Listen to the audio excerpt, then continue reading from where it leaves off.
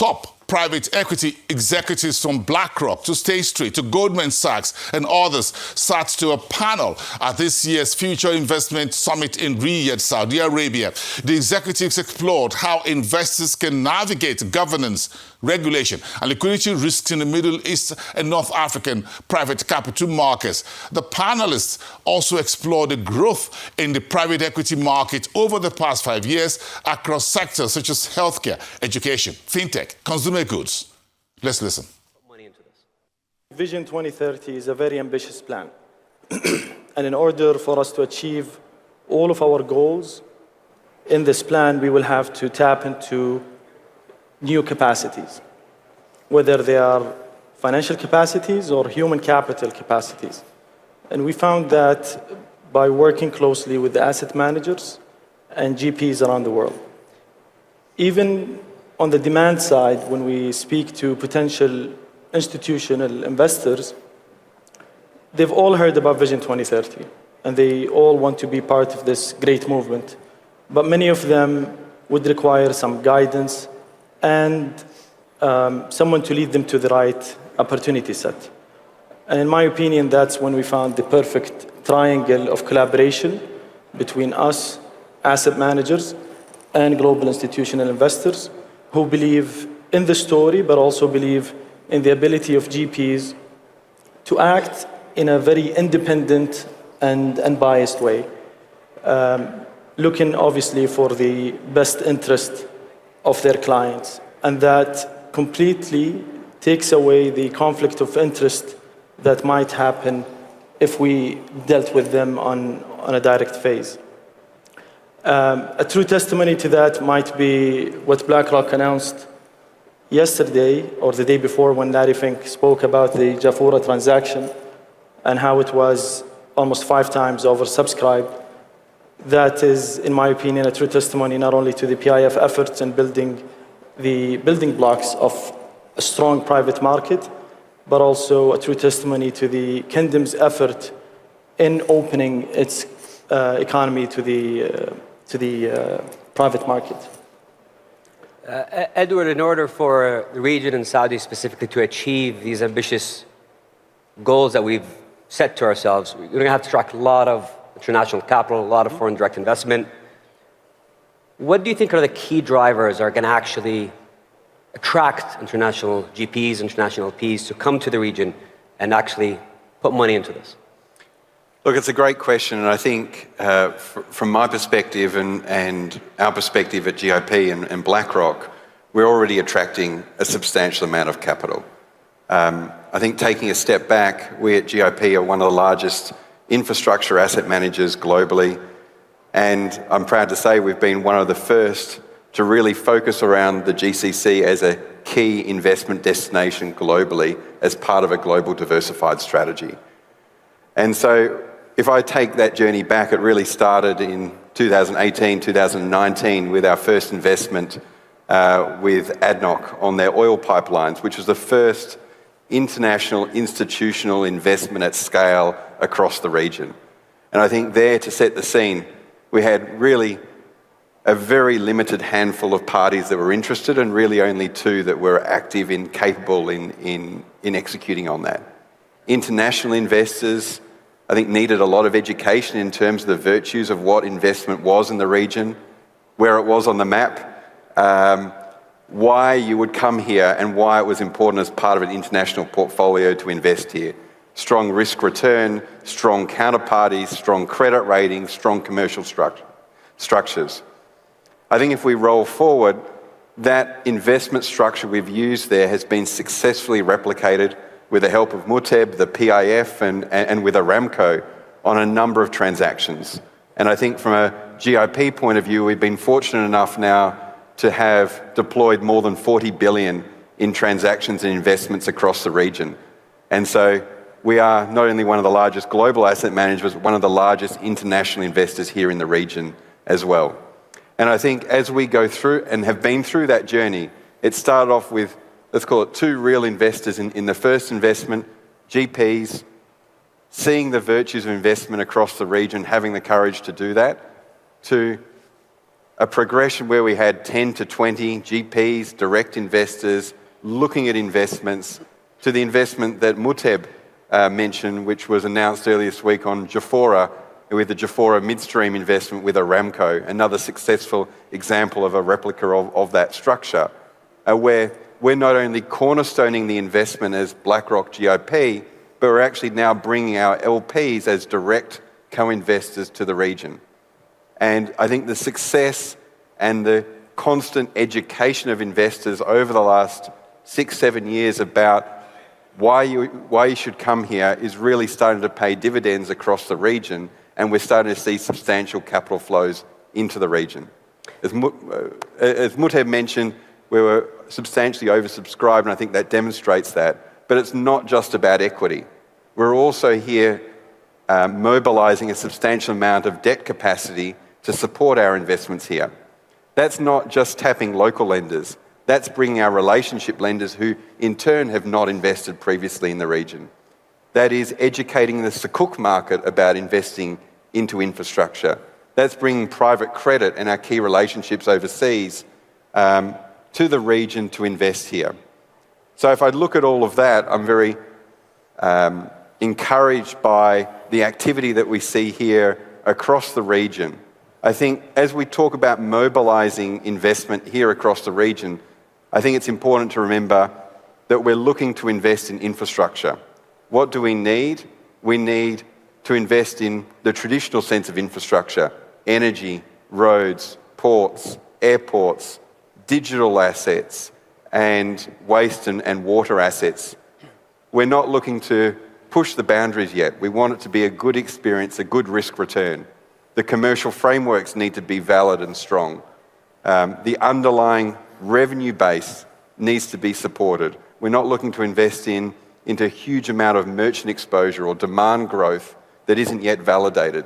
So we're looking for stable, cash flow yielding assets. And I think the nice thing about the region here is it's very strong creditworthiness, very stable fiscal and rule of law, which all goes to the merits of what we're looking for from an infrastructure point of view. So with all of that, I'm very interested and encouraged by the opportunity ahead of us, but it needs to come at the right cost of capital. When investors come here from an international point of view, they're comparing an investment here in the region with one in Germany or one in the United States or one in Asia. The cost of capital needs to be relevant to attract that capital globally.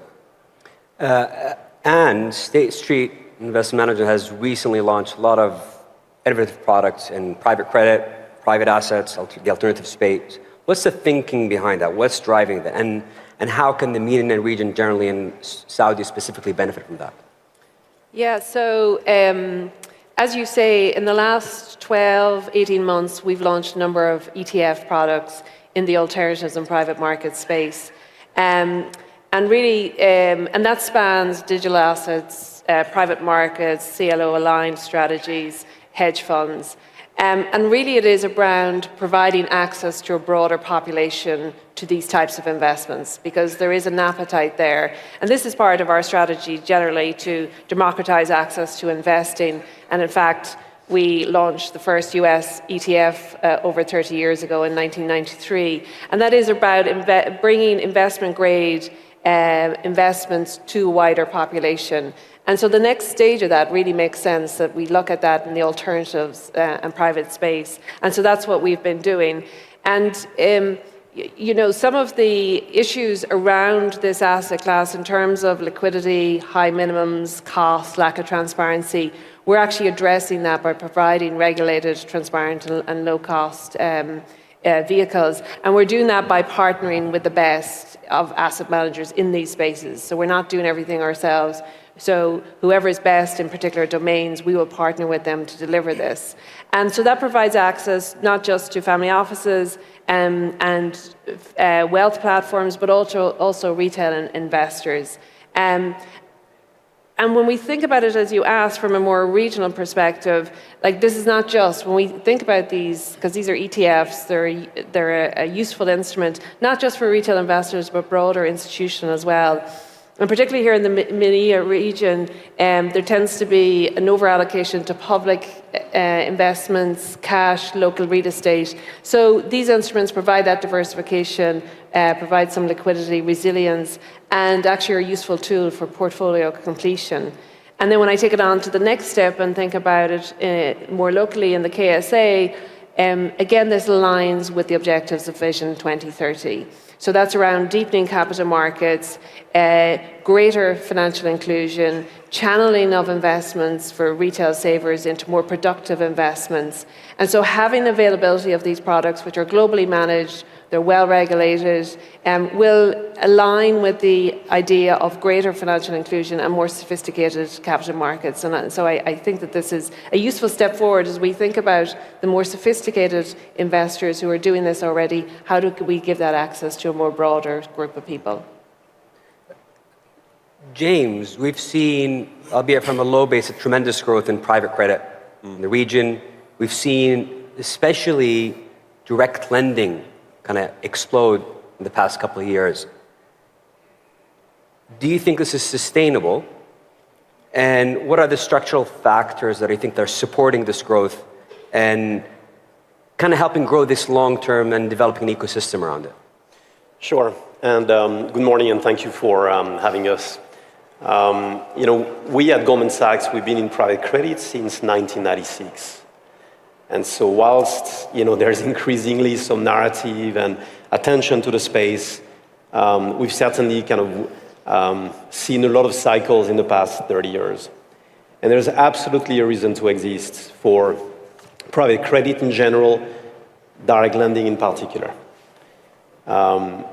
Providing certainty of capital, flexibility, helping, economic growth, working with companies that may have access to the banking market, may not have access to the banking market. And by the way, I would say every time we enter the market, even though this market was fully banked, the banks actually welcome having private credit investors who can complement their day-to-day activity as well. As we look at this region in particular, and why we're very excited about it, and as we did back in the 90s in Europe or in the US when we started, or even 20 years ago in parts of Asia, we're looking at a very long-term commitment here, right? We want to walk before we can run. We're very excited about the discussion and the partnership with PIF and MUTAB. I would say when I look at this region in particular, I think all the ingredients are here for long-term success in private credit. Number one, you've got vibrant economies. Economic growth that is fueled by innovation, by entrepreneurs, by SMEs. This is a young demographic overall in the region. They're very technology savvy, right? And so we're seeing a lot of opportunities that are kind of led also by technology. And I'm not talking early side venture, but platforms that harness the power of technology as well. Yes, you have a lot of banks in all of these markets, but I would say a lot of the entrepreneurs or companies, private companies that we speak to, they enjoy having an alternative that can also kind of come up with a financing that is very bespoke, that caters to the needs of this particular business, and that can grow with the needs of this business. And a lot of what we're seeing and the discussions we're having, in particular in the KSA, are around expansion capital, growth capital, maybe acquisition capital. This region will need a lot of capital on the infrastructure side. Ed, you mentioned it earlier. That has to come as well with private credit. And when we think about private credit, by the way, in this region, it's not just direct lending. I think it will be much wider than direct lending. It will be infrastructure, it will be investment grade, it will be structured investment grade, it will be asset-backed finance. There is an immense need here to invest. And we think that need can only be matched or met if you combine private markets on the equity side, but also on the credit side. As I said earlier, we want to take a very long-term view and walk before we run. On the credit side, we don't have any of the upsides. And so we're excited about what we're seeing, but also it comes with a legal framework that we're comfortable with, rules of law, a constructive regulator, having great partners who know these markets much better than we do, but having done it for 30 years, we bring also a different perspective and different set of experience. You mentioned kind of going beyond corporate lending and mentioned asset financing. Even something simple that's been around for a very long time outside the region, like mortgage-backed securities and so forth. Why aren't we seeing this market developed, in your opinion? Is there an opportunity there, and why isn't it happening? Yeah, and there's absolutely an opportunity, and actually in particular here in this country. And actually when I look at our pipeline, we're seeing a lot of kind of B2B platforms, SME lending, equipment leasing, and even B2C platforms on the asset-backed side. Why is that? Again, it's back to the economic growth, it's back to the infrastructure that needs to be built, it's back to that convergence of public and private capital. And also, look, what we've observed and done in other parts, the world, in the US or in Europe, and we think we can absolutely activate our experience here in this market. So I think there's growing demand. There's somewhat tight supply. I think we are seeing an inflection point when it comes to